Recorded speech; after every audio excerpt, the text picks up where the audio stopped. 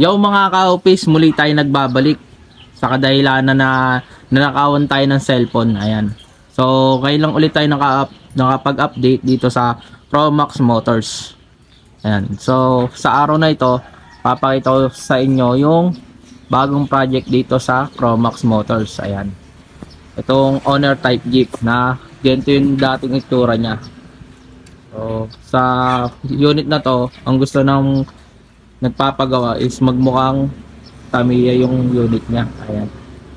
So, ayan yung kanyang owner na ginawa na natin ng paraan. Ayan, inayos na natin. So, ayan, nagmukhang ano na rin naman siya, Tamiya. So, papakita ko sa inyo yung mga nabago dito sa unit na to. Ayan. Simulan natin dito sa kanyang windshield. Ayan. Napalitan na natin yung kanyang windshield. Ginawa natin top pipe box ba yun? Ewan ko doon. Tapos yung kanyang molye. Ayan. At yung kanyang molye. Binabaan na rin natin. Saka naggawa na rin tayo ng bagong bumper na pang Tamiya. So ayan. So marami-rami pang aayusin dito sa unit na to. So abang-abangan nyo lang ang kakalabasan ng unit na to. Ayan. So papakita natin yung kanyang roll bar. Ayan. Andito pa kasi masyadong malayo. Silipin natin dito. Ayan. Ito yung kanyang roll bar na ikakabit doon sa ating unit na Tamiya. Ayan.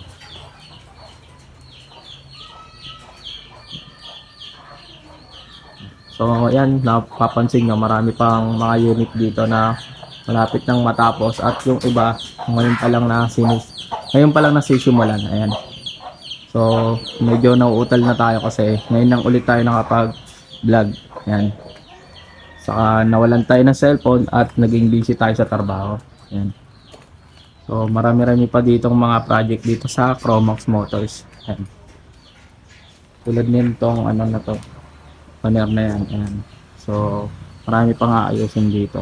Balik tayo dun sa ating project na Tamiya. Ayan.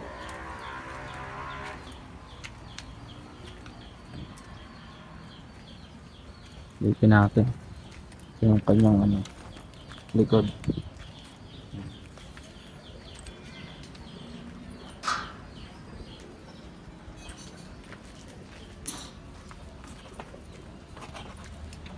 Ayan yung kanyang likod at ito yung kanyang harap.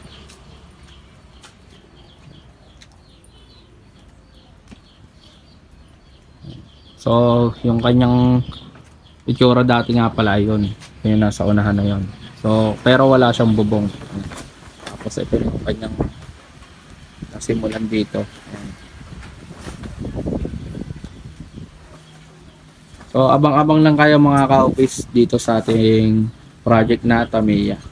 So update ko na lang kayo ulit pag may bagong update na dito sa ating project na Tamiya. Maraming salamat at pasensya na rin ho at kasi ngayon lang tayo ulit nakapag-upload ng mga video dito sa ating vlog.